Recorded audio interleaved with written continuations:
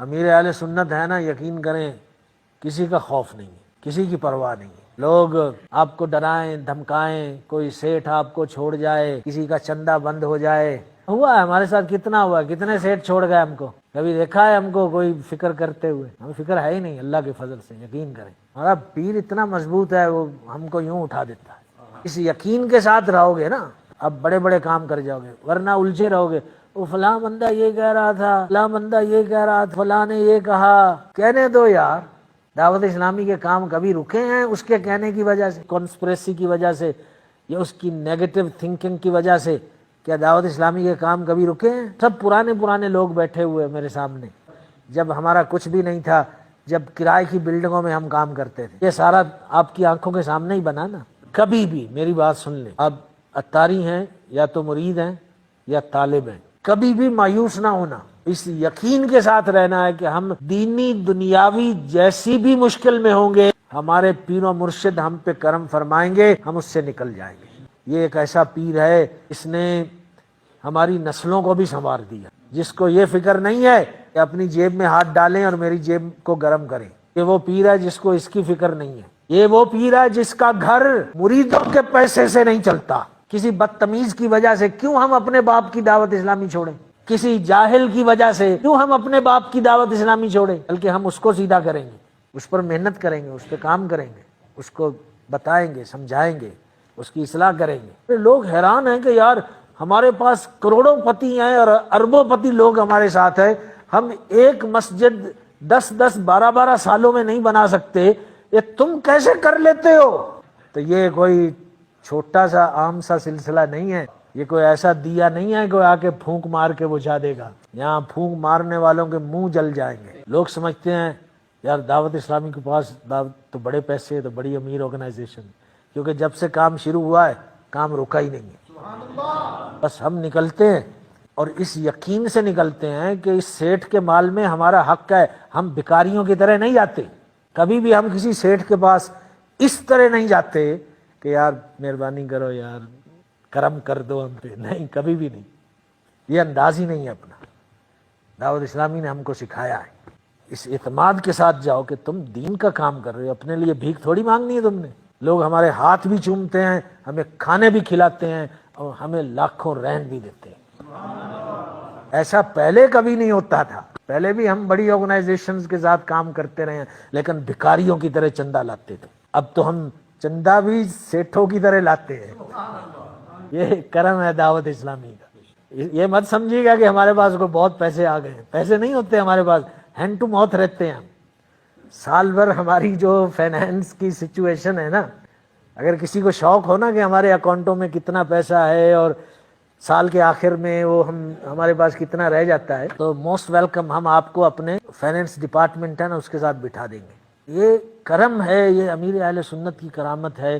ہمارے اللہ کے فضل سے سارے کام چلتے بھی ہیں اور بڑھتے بھی ہیں، نئی بلڈنگیں ساتھ ساتھ وہ بھی بن رہی ہوتی ہیں، کئی ملین کے خرچے ادھر ہو رہے ہیں، کئی ملین کے خرچے ادھر ہو رہے ہیں، ارے سمجھ میں ہی نہیں آتا کہ یہ کیسے ہو رہا ہے۔ یہ سارے کا سارا امیر اہل سنت کا فیضان ہے۔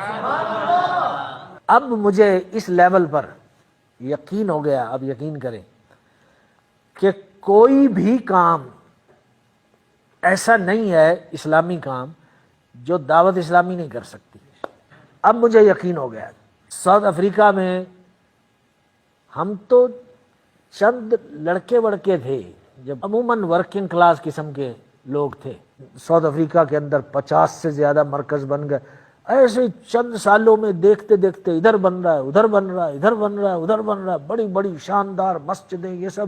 اچھا، اب جو دور ہے نا، میں آپ کو بتاتا ہوں، دنیا بھر میں اہل سنت والجماعت میں اگر کوئی حاسد ہے یا جس نے کینہ پالا ہوا ہے، اس کو مائنس کر دیں اور وہ مٹھی بھر لوگ ہوں گے دنیا بھر میں جس کے دل میں حسد بیٹھ گیا، یا کوئی جاہل پیر وغیرہ جس کو وہ سب شریعت کی پابندیاں پسند نہیں ہیں تو وہ دعوت اسلامی کو پسند نہ کرے اور اس کی وجہ سے امیر اہل سنت کو پسند نہ کرے، اس کی بات ہم نہیں کر رہے۔ اس کے علاوہ پوری دنیا اہل سنت کے علماء، مشائخ، پیر، خانقاہیں سب نے اس وقت اس دور میں قبول کر لیا اور مان لیا ہے کہ امیر اہل سنت اللہ کے ولی ہیں۔ بہت سارے علماء نے ان کو غوث الوقت کہا ہے، بڑے بڑے قدآور علماء نے اس دور کے غوث ہیں۔ کچھ تو دیکھا ہوگا نا، کچھ تو سوچ کے کوئی اندازہ لگایا ہوگا، کوئی تحقیق کی ہوگی۔ ایک طبقہ آپ کو اپنے ارد گرد جن کی سوچ کچھ اور ہے، وہ کبھی بھی آپ کے ساتھ نہ تھے نہ ہیں، لیکن آپ کو نقصان پہنچاتے ہوئے وہ سنائی دیں گے۔ میرے کانوں تک باتیں پہنچتی ہیں، فلاں وہاں پہ بیٹھ کے یہ کہہ رہا تھا، دعوت اسلامی ایسی ہے، فلاں وہاں پہ حالانکہ وہ ملتے ہیں ہم کو، قریب اٹھتے بیٹھتے ہیں، لیکن ہمارے سامنے بڑے اچھے ہوتے ہیں، لیکن ادھر بیٹھ کے ان کو موقع ملتا ہے تو خوب دعوت اسلامی پہ حملہ کر رہے ہوتے ہیں۔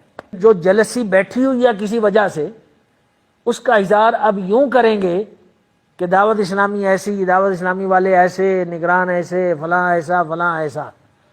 بھائی نگرانوں کی تو ہم دن رات اصلاح کرتے ہیں، آئے دن شکایتیں آتی ہیں، ہم ان کو بٹھاتے ہیں، پھر ان کی تفہیم کرتے ہیں، پھر ان کو سمجھاتے ہیں۔